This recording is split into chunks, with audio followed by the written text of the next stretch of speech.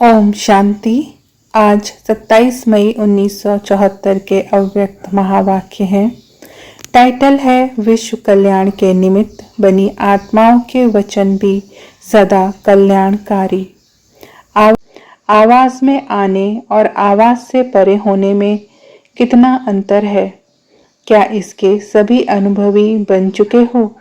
Mic में कुछ आवाज क्लियर नहीं था। देखो, आवाज अगर यथार्थ नहीं है तो अच्छा नहीं लगता है ना।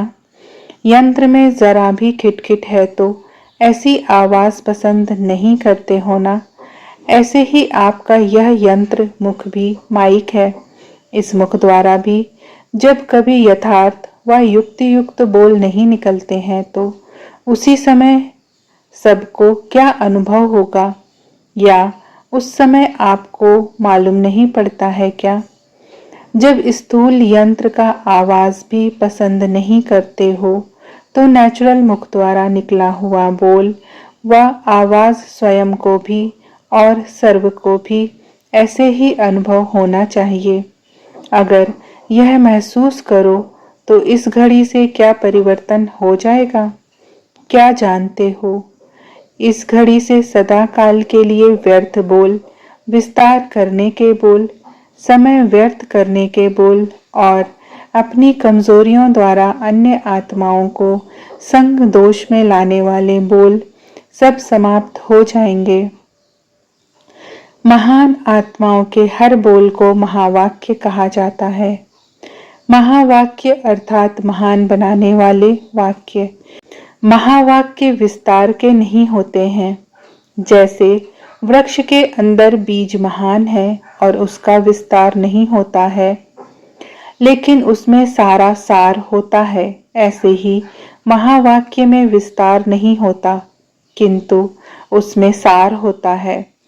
क्या ऐसे सारयुक्त, युक्तियुक्त, योग युक्त, शक्ति युक्त, स्नेह युक्त, स्वमान युक्त और स्मृति युक्त बोल बोलते हो?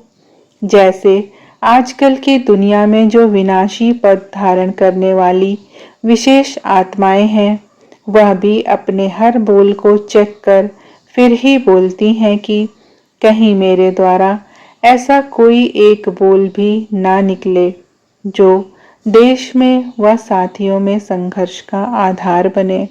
ऐसे ही विश्व का कल्याण करने के श्रेष्ठ कार्य में निमित्त बनी आप श्रेष्ठ आत्माएं हो। आपकी विश्व में विशेष स्थिति है।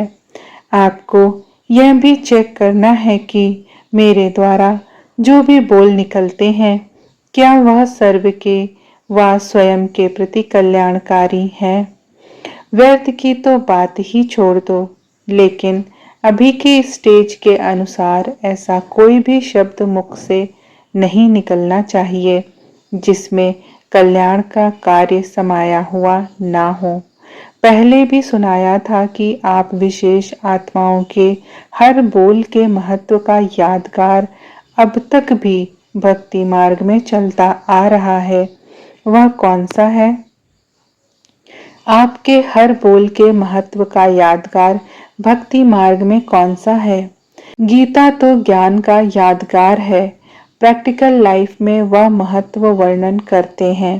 देखो, आजकल की भी जो महान आत्माएं हैं, जो भक्त लोग उनके हर बोल के पीछे सत्य वचन महाराज कहते हैं, चाहे व्यर्थ हो और चाहे गपोड़ा भी लगता हो, फिर भी समझते हैं कि ये महान आत्माओं के बोल हैं, तो यह महत्व रखते हैं। सत्य वचन महाराज का यह यादगार कब से आरंभ हुआ? पहले यथार्थ प्रैक्टिकल में चलता है, फिर भक्ति मार्ग में सिर्फ यादगार रह जाता है, यथार्थ नहीं होता है। तो जब भक्ति मार्ग में भी हर बोल का महत्व इतना अभी तक है, जो अंतिम घड़ी तक भी देख व सुन रहे हो, तो ऐसे महत्व वाले बोल जिसमें सत्यता तथा विश्व का कल्याण हो, क्या ऐसे हर बोल निकलते हैं? दिन प्रतिदिन नंबरवार पुरुषार्थ अनुसार जो महारथी व महावीर बन रहे हैं, उन्हों के मुख से निकलने वाले हर बोल सत्य हो जाएंगे। अभी नहीं होते हैं, क्योंकि अभी तक व्यर्थ और साधारण बोल ज्यादा निकलते हैं। जैसे कोई लेख या आर्टिकल लिखते हैं अथवा किसी पत्र पत्रिकाओं में प्रकाशित करवाते हैं, तो लिखने वाले के बाद में फिर से चेक करते हैं कि जो लिखा गया है वह ठीक व प्रभावशाली है, जो लक्ष्य व टॉपिक है क्या उसी के अनुसार है। ऐसे आप भी अमृत वेले से लेकर रात्रि तक प्रैक्टिकल मन, वाणी, कर्म इन तीनों का एक लेख या लेखा लिखते हो, अर्थात ड्रामा में कर्म द्वारा नूंदते हो। रात को अपनी हर रोज की प्रैक्टिकल नूंद व लेखनी को चेक करो कि कितनी समर्थ अर्थात प्रभावशाली रही और कितनी व्यर्थ रही। क्या ऐसी चेकिंग करते हो? बाप दादा के पास हर एक बच्चे की हर घड़ी की तीनों रूपों में अर्थात मनसा, वाचा, कर्मणा से की हुई प्रैक्टिकल नूंद इमर्ज होती है, जिससे रिजल्ट क्या दिखाई देती है। अब तक 75% बच्चों की आधी रिजल्ट व्यर्थ बोल व साधारण बोल में दिखाई देती है। इस हिसाब से अगर अभी से ही सत्य वचन महाराज हो जाए तो कई आत्माओं के पुरुषार्थ को हल्का करने के व पुरुषार्थ को साधारण बनाने के निमित्त बन जाओ। इसलिए ड्रामा अनुसार अभी यह वरदान सबको प्राप्त नहीं है। यह बहुत थोड़ी आत्माएं हैं, उनको भी बहुत थोड़ा सा अर्थात 25% ऐसा श्रेष्ठ वरदान प्राप्त होना प्रारंभ हुआ है। इसलिए अपनी जिम्मेवारी समझ व महत्व समझकर बोल पर इतना अटेंशन अर्थात ध्यान रखो। आप लोग साधारण रीति से बोलेंगे, लेकिन आप महान आत्माओं के बोल सत्य होने के कारण कई आत्माओं का अकल्याण हो जाता है। इसलिए भक्ति में भी वरदान के साथ साथ श्राप का भी गायन है। श्राप देते नहीं है, लेकिन ऐसी व्यर्थ चलन व व्यर्थ बोल अकल्याण के निमित्त ऑटोमेटिकली अर्थात स्वतः बन जाती है।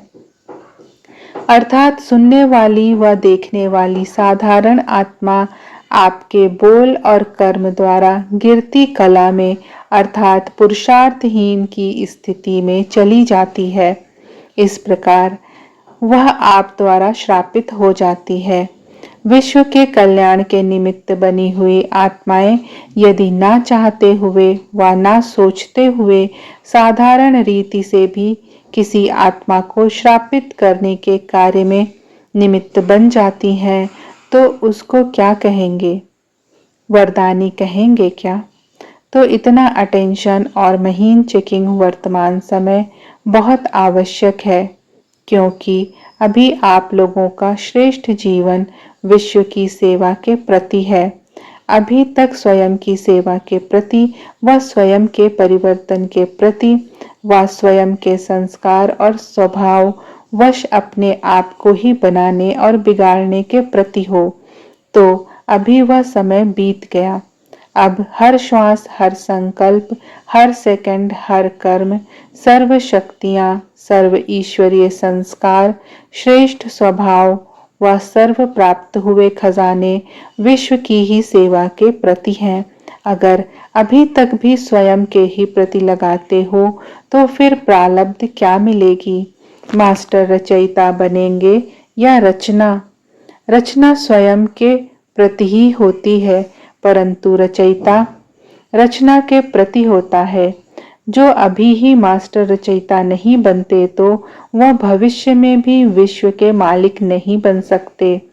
अब संपूर्ण स्थिति की स्टेज व संपूर्ण परिणाम फाइनल रिजल्ट का समय नजदीक आ रहा है। रिजल्ट आउट बाप दादा मुख द्वारा नहीं करेंगे या कोई कागज व बोर्ड पर नंबर नहीं लिखेंगे, लेकिन रिजल्ट आउट कैसे होगी? आप स्वयं ही स्वयं को अपनी योग्यताओं प्रमाण अपने अपने निश्चित नंबर के योग्य समझेंगे और सिद्ध करेंगे। ऑटोमेटिकली उनके मुख से स्वयं के प्रति फाइनल रिजल्ट के नंबर ना सोचते हुए भी उनके मुख से सुनाई देंगे और चलन से दिखाई देंगे। अब तक तो रॉयल पुरुषार्थियों की रॉयल भाषा चलती है, लेकिन थोड़े समय में रॉयल भाषा रियल हो जाएगी। जैसे कि कल्प पहले का गायन है, रॉयल पुरुषार्थियों का कितना भी स्वयं को बनाने का पुरुषार्थ करें, लेकिन सत्यता रूपी दर्पण के आगे रॉयल भी रियल दिखाई देगा। तो आगे चलकर ऐसे सत्य बोल, सत्य वृत्ति, सत्य दृष्टि, सत्य वायुमंडल, सत्य वातावरण और सत्य का संगठन प्रसिद्ध दिखाई देगा, अर्थात ब्राह्मण परिवार एक शीश महल बन जाएगा। ऐसी फाइनल रिजल्ट ऑटोमेटिकली आउट होगी। अभी तो बड़े बड़े दाग भी छिपाने से छुप जाते हैं, क्योंकि अभी शीश महल नहीं बना है जो कि चारों ओर के दाग स्पष्ट दिखाई दे जाएं। जब किनारा कर लेते तो दाग छिप जाता है, अर्थात पाप दर्पण के आगे स्वयं को लाने से किनारा कर छिप जाते हैं। छिपता नहीं है, लेकिन किनारा कर और छिपा हुआ समझ स्वयं को खुश कर लेते हैं। बाप भी बच्चों का कल्याणकारी बन अनजान बन जाते हैं, जैसे कि जानते ही नहीं। अगर बाप कह दे कि मैं जानता हूं कि यह दाग इतने समय से व इस रूप से है, तो सुनाने वाले का क्या स्वरूप होगा? सुनाना चाहते भी मुख बंद हो जाएगा, क्योंकि सुनाने की विधि रखी हुई है। बाप जबकि जानते भी हैं तो भी सुनते क्यों हैं? क्योंकि जब स्वयं द्वारा किए गए कर्म व संकल्प स्वयं वर्णन करेंगे तो ही महसूसता की सीढ़ी पर पांव रख सकेंगे।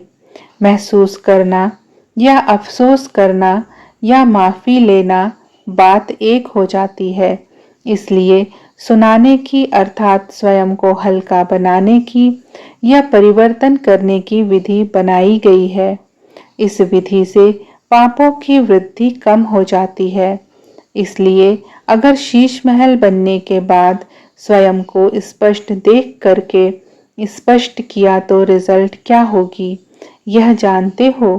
बाप दादा भी ड्रामा प्रमाण उन आत्माओं को स्पष्ट चैलेंज देंगे, तो फिर क्या कर सकेंगे? इसलिए अब महसूसता के आधार पर स्पष्ट हो, अर्थात बोझ से स्वयं को हल्का करो, तभी डबल लाइट स्वरूप अर्थात फरिश्ता व आत्मिक स्थिति स्वरूप बन सकेंगे। अच्छा, रहमदिल बाप के रहमदिल बच्चे श्रेष्ठ और सदा स्पष्ट दर्पण रूप दिव्य मूर्त, ज्ञान मूर्त, सदा हर्षित मूर्त, सर्व आकर्षण से दूर रूहानी आकर्षण मूर्त, दिव्य गुण मूर्त, सर्व आत्माओं के कल्याणकारी, कल्याण के आधार मूर्त ऐसी महान आत्माएं और सर्विसेबल आत्माओं को बाप दादा का याद प्यार और गुड नाइट व नमस्ते। ओम शांति।